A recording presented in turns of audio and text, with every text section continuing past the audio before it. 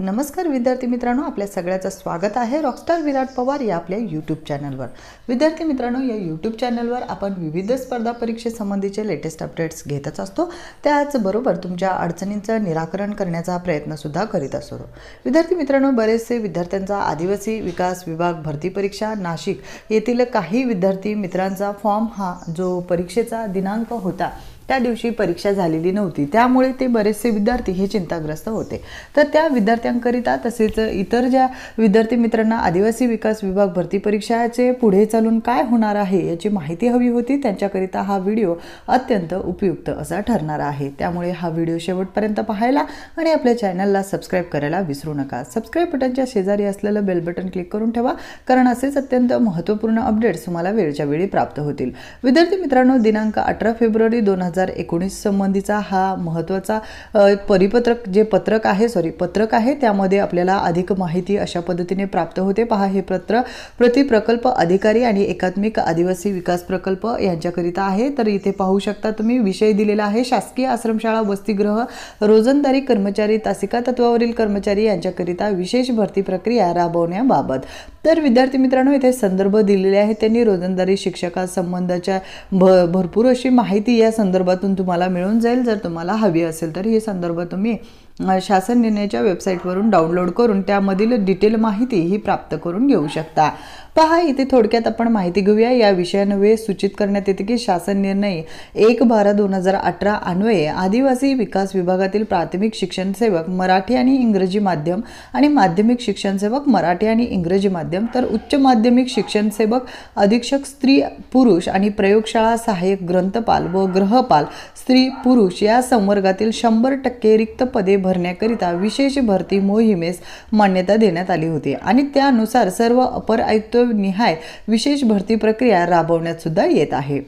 विद्यार्थी मित्रांनो, तथापि आदिवासी विकास विभागातील शासकीय आश्रमशाळा वसतिगृहामध्ये रोजंदारी तासिका तत्वावरील कार्यरत कर्मचाऱ्यांना सदर भरती विरोधात बिराड मोर्चा काढून सदर प्रक्रियेत बदल करण्याबाबत आंदोलन केले होते।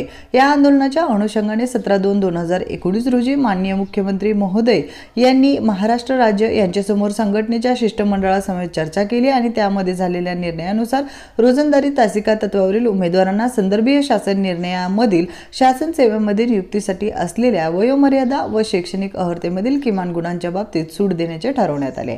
विद्यार्थी मित्रांनो, बरेचसे विद्यार्थ्यांना वारंवार हाच प्रश्न पडत होता की नेमके आता काय होईल, तर त्यांच्याकरिता ही अत्यंत महत्त्वपूर्ण गोष्ट आहे। तुम्ही इथे पाहू शकता की शासन सेवेमध्ये नियुक्ती असलेल्या वयोमर्यादेमध्ये आणि त्यांना शैक्षणिक अर्हतेमध्ये सूट देऊन हे समीकरण सोडवण्याचा प्रयत्न हा केलेला आहे।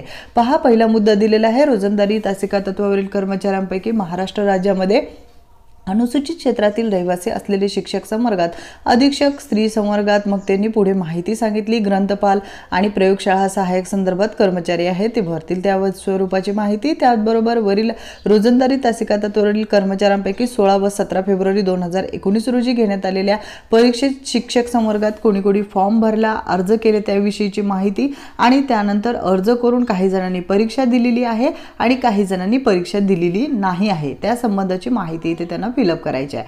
पहा, रोजंदारी तासिका तत्वावरील कर्मचाऱ्यांच्या बाबतीत माननीय मुख्यमंत्री महोदय यांच्याकडे झालेल्या बैठकीमध्ये उच्चतम वयोमर्यादा व शैक्षणिक अर्हतेमधील किमान गुणांच्या बाबतीत सूट दिलेली आहे। ओके, तर सूट देण्याचा निर्णय झालेला असल्याने विशेष भरती प्रक्रियेत आवेदनपत्र न भरलेल्या मग काही ज्या उमेदवारांनी आवेदनपत्र म्हणजे फॉर्म भरलेला नव्हता, जे पहिले रोजंदारी तत्वावर किंवा तासिका तत्वावर त्यांनी काम केलेले आहे त्यांच्याकरिता, तर ते परत एकदा फॉर्म भरू शकतात आता येते ह्या भरती प्रक्रियेसंबंधीचा। आणि त्या सगळ्यांची एक्झाम जी होणार आहे ती 24/2/2019 रोजी घेण्याचा आयोजित करण्यात आलेले आहे। पहा विद्यार्थी मित्रांनो, येथे 2 ते 3 दिवसांमध्ये ही एक्झाम पार पडणार आहे।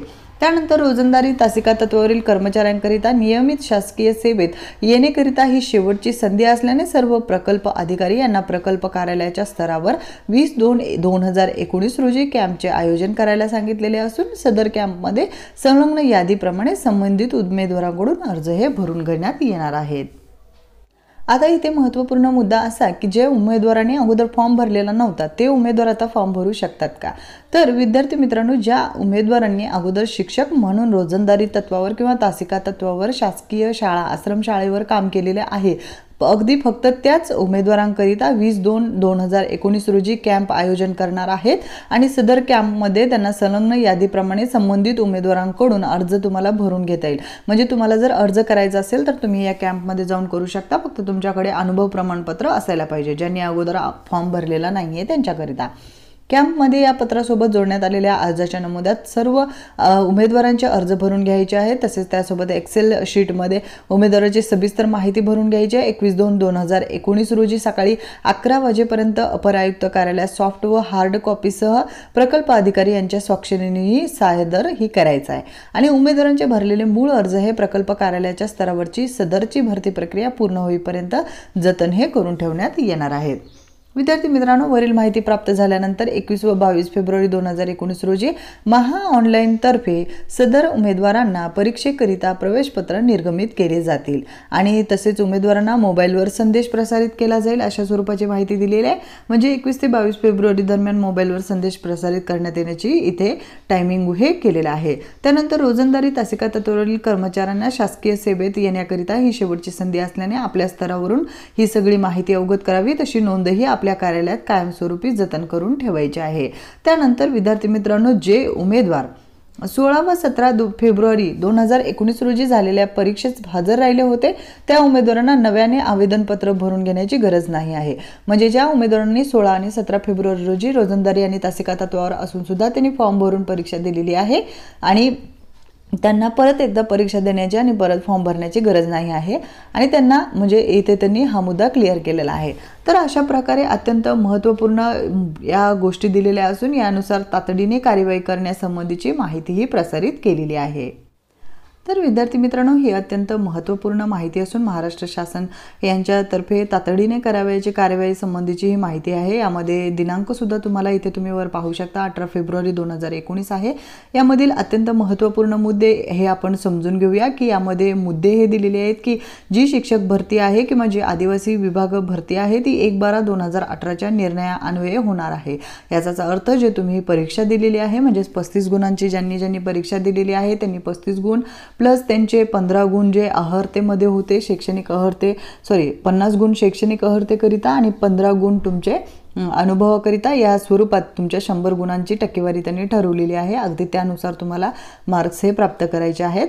आणि जे उमेदवार गृहपाल या पदासाठी फॉर्म भरलेले आहेत त्यांचे 200 गुणांची परीक्षा घेण्यात आलेली आहे आणि या 200 पैकी जास्तीत जास्त मार्क्स जे उमेदवारांना उपलब्ध आहेत त्याच्या अनुषंगाने ते तुमची यादी तयार करणार आणि या यादीमध्ये जो वरच्या क्रमांकावर विद्यार्थी आहे त्याला पहिलं प्राधान्य दिलं जाणार आणि त्यानंतर खालच्या उमेदवारांना जी प्रतीक्षा यादी आहे त्यानुसार तयार करणार।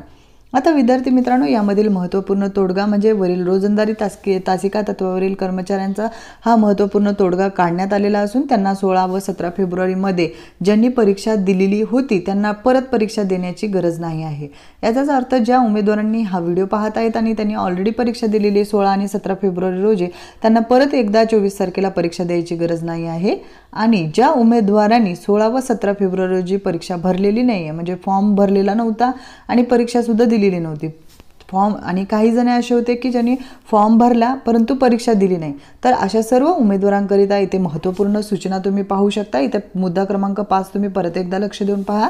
रोजंदारी तासिका तत्वावरील कर्मचाऱ्यांकरिता नियमित शासकीय सेवेत येण्याकरिता ही शेवटची संधी असल्याने सर्व प्रकल्प अधिकारी यांना प्रकल्प कार्यालयाच्या स्तरावरून 20/2/2019 रोजी तुमचा कॅम्प आयोजित करणार असून सदर कॅम्पमध्ये संलग्न यादीप्रमाणे तुम्हाला ऑन द स्पॉट हे फॉर्म भरून द्यायचे म्हणजे अर्ज भरून द्यायचा आहे आणि कॅम्पमध्ये या पत्रासोबत जोडण्यात आलेल्या अर्जाच्या नमुन्यामध्ये सर्व उमेदवारांना अर्ज भरून घ्यायचा आहे। एक्सेल शीटमध्ये उमेदवारांना सविस्तर माहिती भरून द्यायची आहे आणि 21/2/2019 रोजी सकाळी 11 वाजेपर्यंत अपर आयुक्त कार्यालयामध्ये तुम्हाला ज्यांनी परीक्षा दिलेली नाहीये फॉर्म भरला नव्हता त्यामुळे ते भरू शकतात आणि अनुभव असलेले म्हणजे जे ऑलरेडी सेवेमध्ये आहेत रोजंदारी म्हणा किंवा तासिका तत्वावर म्हणा, तर अशा विद्यार्थ्यांकरिता ही महत्त्वपूर्ण माहिती आहे आणि त्यांना माहिती सादर करण्यासाठी म्हणजे जी वेळ दिलेला आहे तो 21 फेब्रुवारीपर्यंत दिलेला आहे आणि वरील माहिती प्राप्त झाल्यानंतर 21 आणि 22 फेब्रुवारी 2019 रोजी महा ऑनलाईन मार्फत सदर उमेदवारांना प्रवेश म्हणजे जी परीक्षा आहे